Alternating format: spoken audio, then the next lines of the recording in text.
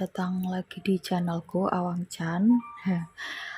Kita ketemu lagi di video-video tarot ya, tarot spiritual, psikologi, ya tentang pembahasan-pembahasan untuk perkembangan jiwa kamu. Kali ini aku bikin video bukan pick a card ya, tetapi general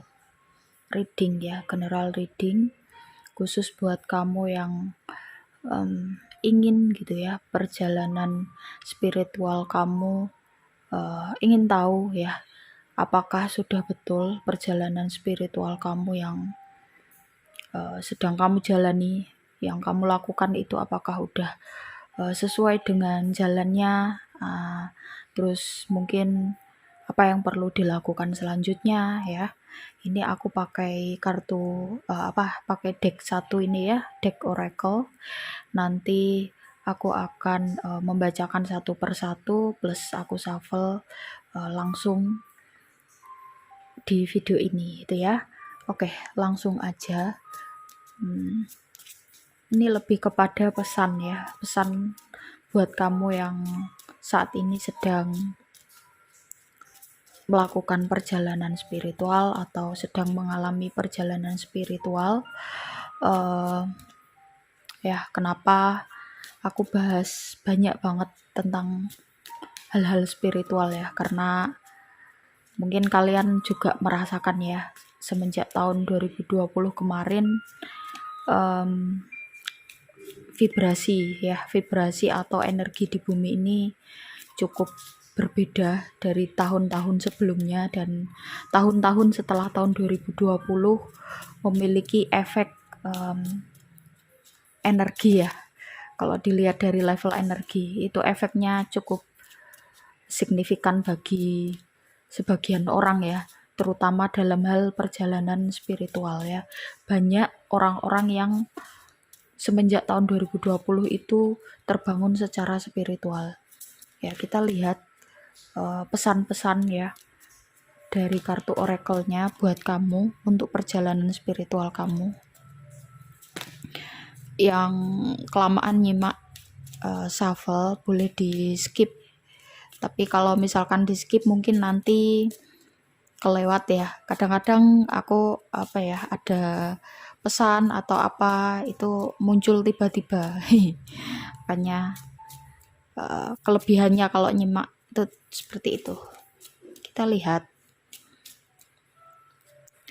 pesan buat kamu ya yang sedang mengalami perjalanan spiritual. Ada be willing to express love to receive love. Oke. Aku ambil 3 kartu dulu ya, biar lumayan ada ceritanya ya. Kalau cuman satu kurang bisa dibaca nanti. Ya, kita lihat.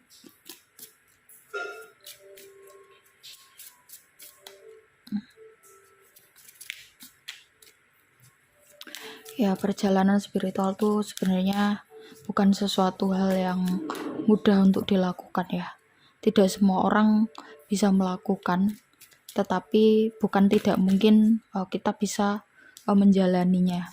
Karena sebenarnya sulit atau mudah, nikmat atau tidak enak ya, itu tergantung pada persepsi masing-masing ya. Semua itu relatif. Ya, kita lihat ada speak the language of love. Loving words have the power to change life including your own. Kemudian receive with love and appreciation. Ya. 3 kartu ini sebenarnya nyambung ya. Maksudnya kayak berurutan gitu ya. Yang pertama, be willing to express love. Yang perlu kamu lakukan ya dalam hal perjalanan spiritual, terbukalah untuk mengekspresikan bentuk-bentuk cinta ya, atau bisa dibilang language of love, bahasa cinta. Dan bahasa cinta itu macamnya banyak sekali.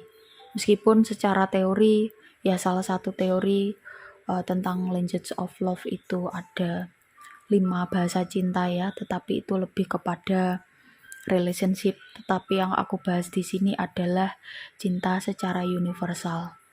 Dan bahasa cinta kamu masing-masing itu tentu berbeda-beda. Ada yang mungkin melalui kata-kata, melalui perhatian kecil, melalui tindakan nyata, melalui sentuhan, atau melalui apapun ya, pemberian ya.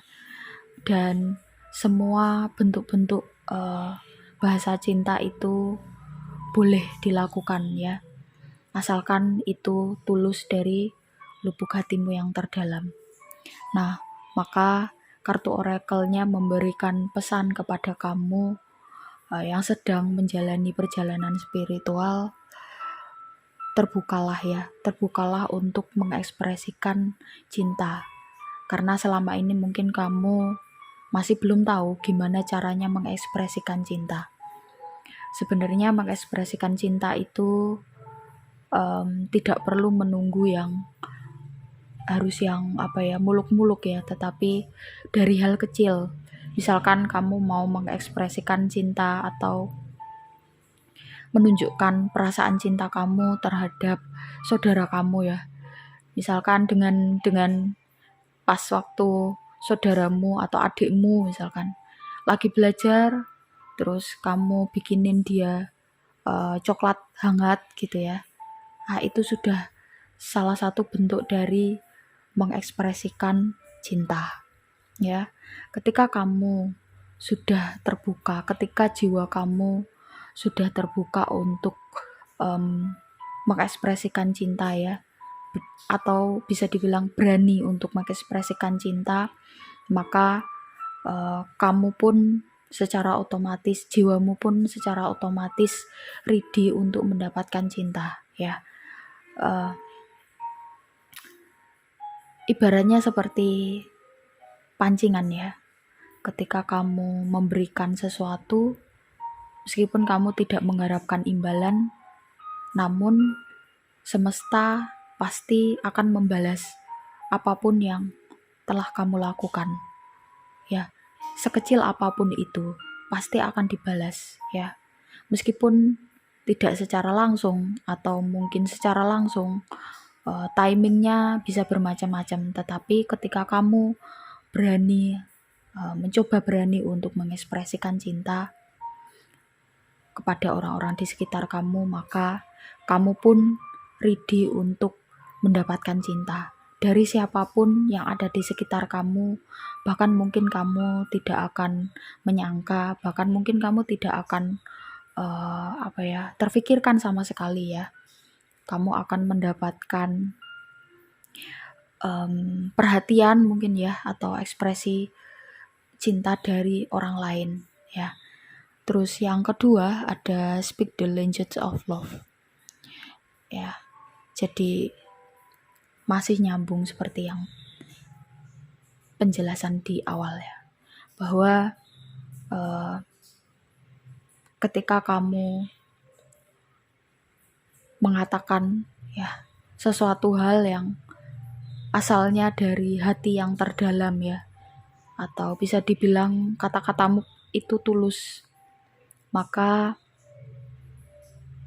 yang dirasakan oleh orang lain pasti akan sampai ke dalam hati mereka ya. Beda ceritanya ketika kamu berkata-kata tetapi hanya dalam bentuk formalitas mungkin, atau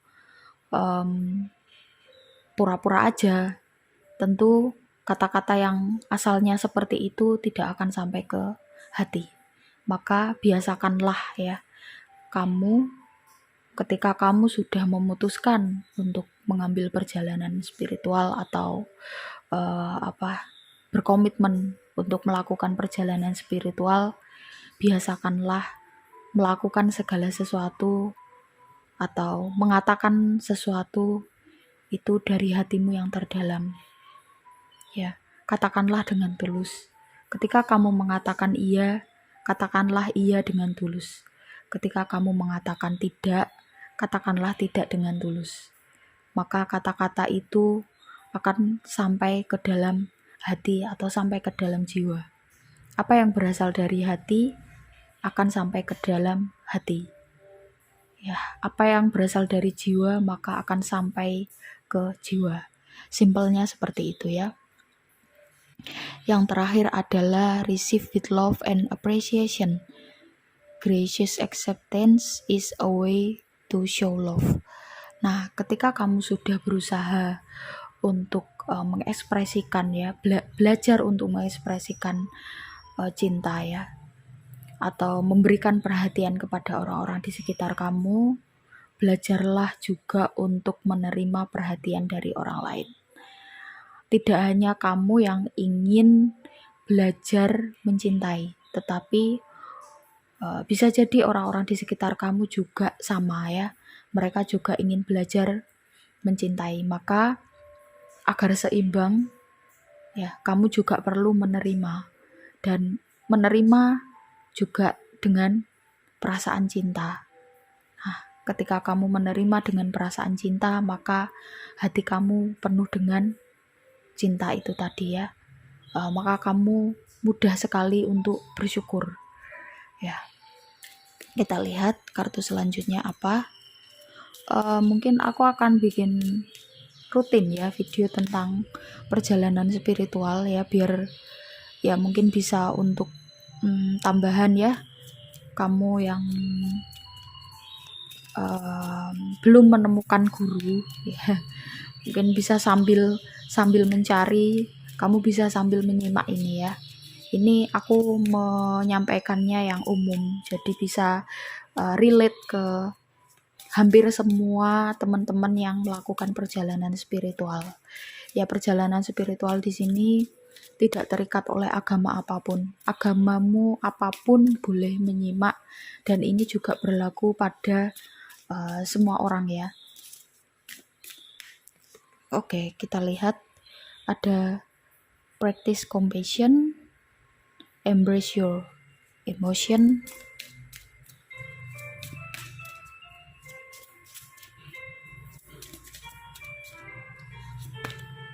focus on love. Ya. Practice compassion, see things from a fresh perspective. Oke. Mungkin kamu selama ini belajar untuk melihat segala sesuatu berdasarkan hitam dan putih. Padahal sebenarnya secara realita dunia ini tidak hanya ada hitam dan putih, berwarna-warni. Ada abu-abu, ada merah, kuning, hijau. Di langit yang biru ya, enggak ya, itu lagu ya. Ya, jadi bermacam-macam ya. Warna aja macamnya banyak banget ya kan. Kalau kamu yang cewek, kamu mungkin tahu ya. Pink aja macamnya banyak. Ada pink salmon, ada pink nude, ada pink apalagi, pink, wah macam-macam lah, baby pink. Biasanya kan warna-warna itu kan ada gradasinya dan macamnya banyak sekali. Apalagi perspektif ya. Perspektif manusia tentu juga beragam seperti warna tadi ya. Tidak mungkin ya, misalkan dalam satu masalah ya, dalam satu masalah itu setiap orang menanggapinya itu dengan hal yang sama, atau menyikapinya atau cara berpikirnya itu dengan hal yang sama. Tidak mungkin. Atau mungkin misalkan menanggapi suatu hal itu mungkin sama antara satu dengan yang lain, ya yang lain mungkin ngikut aja gitu. Jadi tidak atas dasar pemikirannya atau perasaannya sendiri. Sebentar aku pause dulu. Oke, lanjut. Aku tadi ganti lagu ya, biar vibes-nya itu kerasa banget. Oke. Ya, perspektif ya. Aku berbicara tentang perspektif. ini mungkin bisa memberikan pesan buat kamu ya, dalam memandang segala sesuatu itu tidak hanya pada hitam dan putih tadi. Karena tiap manusia itu unik. Meskipun kembar ya, tapi genetik yang dihasilkan ya dalam hidup anak yang dilahirkan kembar itu tentu berbeda. Ada yang karakternya seperti ini, ada yang secara genetik karakternya lebih condong ke pihak ayah, mungkin yang satunya condong ke pihak ibu, atau mungkin kalau dua-duanya condong ke pihak ibu, mungkin satunya condong ke kakeknya, satunya condong ke neneknya, begitulah seterusnya ya. Jadi belum lagi lingkungan ya, terus kemudian apapun yang berhubungan dengan manusia itu menyebabkan sudut pandang atau perspektif manusia itu bermacam-macam. Maka yang paling terpenting di sini adalah kamu belajar banyak, belajar memahami perspektif orang lain. Jadi tidak hanya kamu mencoba untuk ini loh perspektifku yang paling benar, tetapi cobalah kamu melihat atau merasakan ya, atau minimal mengamati ya sudut pandang teman kamu misalkan ya dalam menghadapi suatu masalah itu seperti apa dia ya. Terus kemudian jika perspektifnya itu berseberangan atau bertolak belakang terhadap kamu, coba kamu pahami apa sih sebenarnya latar belakang dia memandang seperti itu gitu. Dan ketika kamu belajar banyak perspektif, ya kamu belajar banyak mengamati orang lain ya kan, mengamati apa yang ada di sekitar kamu, maka secara otomatis jiwa kamu akan lebih peka dalam menangkap sinyal-sinyal dari semesta. Terkadang ketika kita mendapatkan suatu masalah ya, meskipun masalahnya itu mungkin sama di hari ini, terus kita mendapatkan masalah yang sama di 5 tahun ke depan, tentu cara menanganinya akan berbeda. Nah, disinilah pentingnya perspektif yang tak bilang tadi ya. Kalau kamu hanya bisa melihat perspektif hitam dan putih, maka kamu hanya akan bisa melihat atau bersikap atau menilai ini benar, ini salah ya. Dan benar salahnya itu kamu mungkin hanya mengutip dari satu sisi aja atau satu teori aja atau dasar kamu mengatakan itu benar, tentu kamu punya dasar. Tapi kalau kamu tidak banyak belajar tentang perspektif, tentu kamu akan menjadi orang yang kaku. Dan orang-orang yang melakukan perjalanan spiritual tentu bukan orang yang kaku. Orang yang mengalami orang yang sedang melakukan atau merasakan perjalanan spiritual adalah orang-orang yang terbuka, yang fleksibel, dan dia tidak pernah menganggap dirinya paling benar.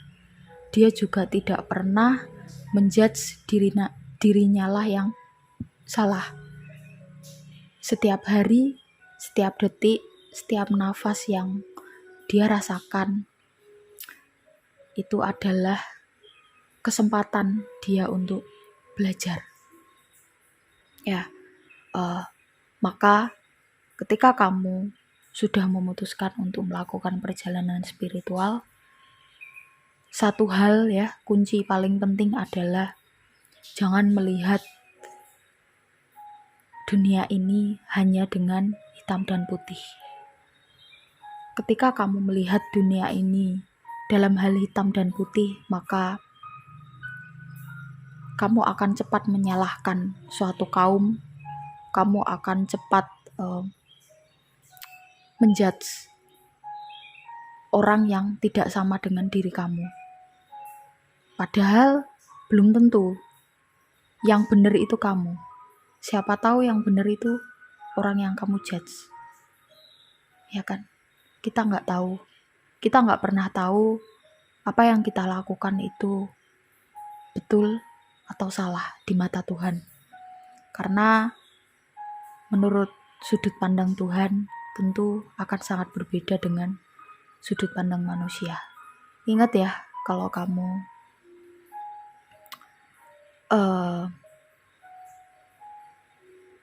ingat tentang, kalau kamu yang beragama Islam ya, kamu ingat tentang sifat-sifat wajib Allah ya.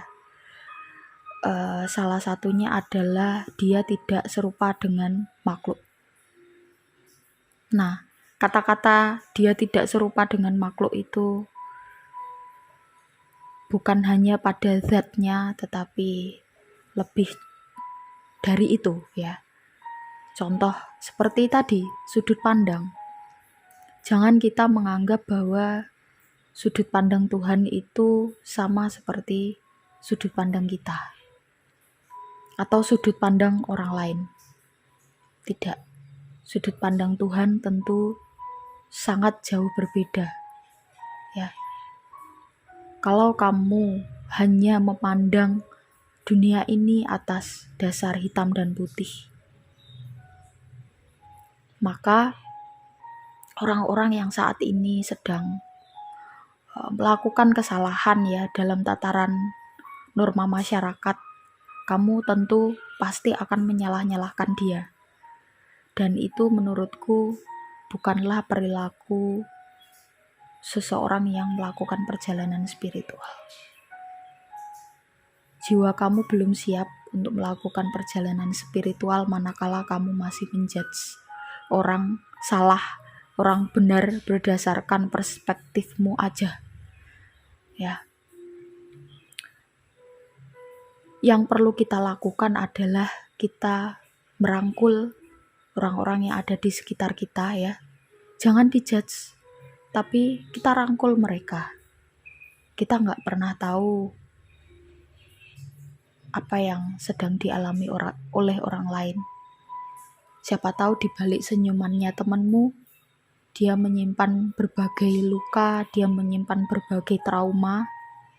Dan kalau kamu tidak peka ya, terus suatu saat teman kamu yang menyimpan banyak masalah dan kamu tidak peka untuk membantu mereka, terus tiba-tiba dia melakukan hal-hal yang membahayakan dirinya,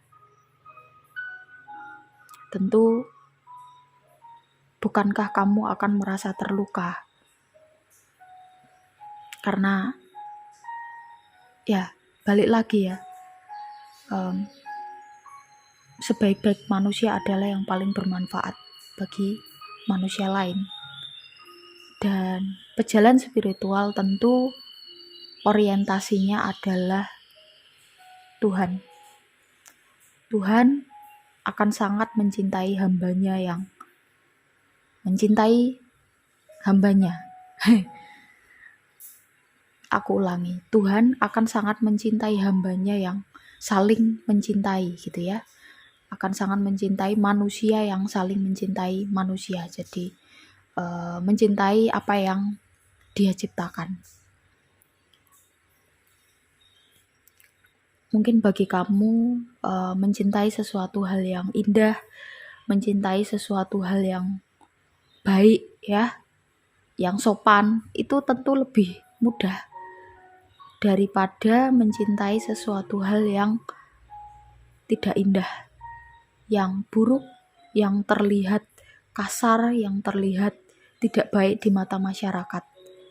Kalau kita ya sebagai pejalan spiritual tidak peka terhadap hal-hal tersebut, siapa yang akan mengajak teman-teman kita yang masih mungkin tidak tahu atau belum tahu gimana caranya memperlakukan dunia ini dengan tepat atau memperlakukan dunia ini dengan minim resiko.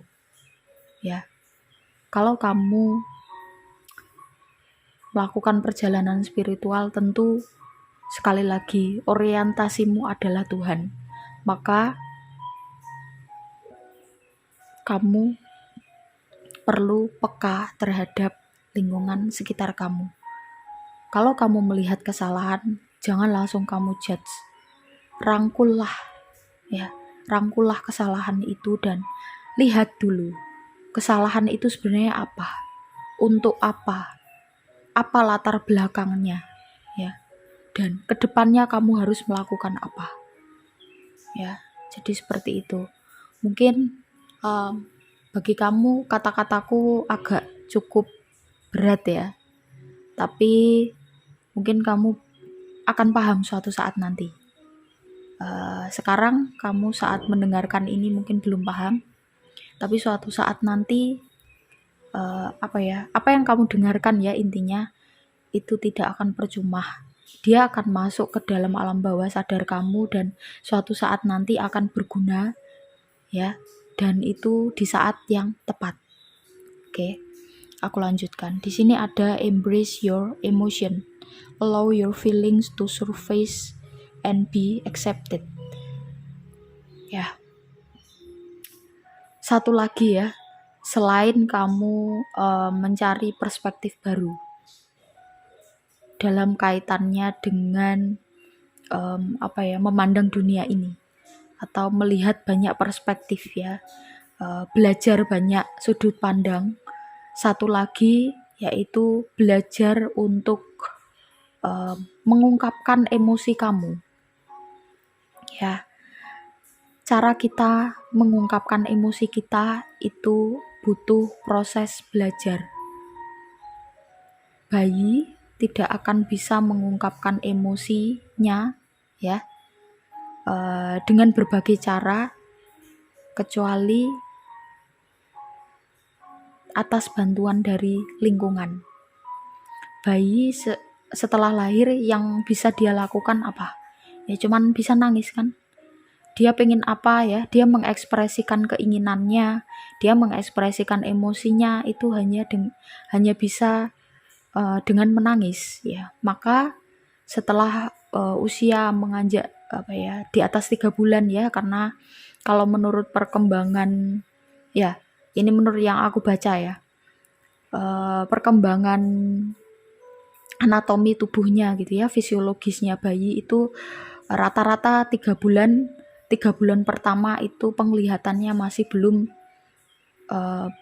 berjalan sempurna ya. Maka setelah 3 bulan dia akan mulai bisa melihat apa yang ada di sekitarnya. Nah, dari situlah dia mulai bisa belajar dari lingkungan sekitar ya. Atau mungkin memang bayi yang terlahir memiliki kekurangan dalam penglihatan, dia bisa belajar dari pendengaran. Atau mungkin bayi yang diberikan kekurangan tidak bisa mendengar ya, misalkan dia bisa merasakan lewat sentuhan, merasakan lewat hati, karena sebenarnya alat indera itu hanya refleksi aja. Indera yang sejati itu sebenarnya yang ada di dalam hati ya. Makanya bayi yang baru lahir itu kan tangisannya itu menangis itu kan sebenarnya terkoneksi dengan jantung ya. Sedangkan jantung itu adalah ya hati yang aku sebut tadi, tempat di mana kita bisa merasakan banyak hal itu ya ada di jantung itu tadi. Maka yang paling penting adalah rasa ya. Dan ketika manusia mengekspresikan rasa ya atau emosi, itu perlu proses belajar. Maka dalam ilmu psikologi ya, teori Erikson ada stage-stage-nya ya. Teori belajar sosial itu juga psikososial ya. itu juga ada tahapannya ya, dari usia 0 sampai berapa tahun, dan sampai dia dewasa, sampai dia tua, itu ada stage-nya dia belajar apa. Dan disitulah ya peran lingkungan penting ya. Nah, kembali ke embrace your emotion. Tadi sekedar kayak tambahan informasi aja ya, biar ya setidaknya video yang aku bikin itu bermanfaat lah ya. Ada tambahan informasi-informasi sejauh yang aku tahu ya, berdasarkan ilmu yang aku pahami.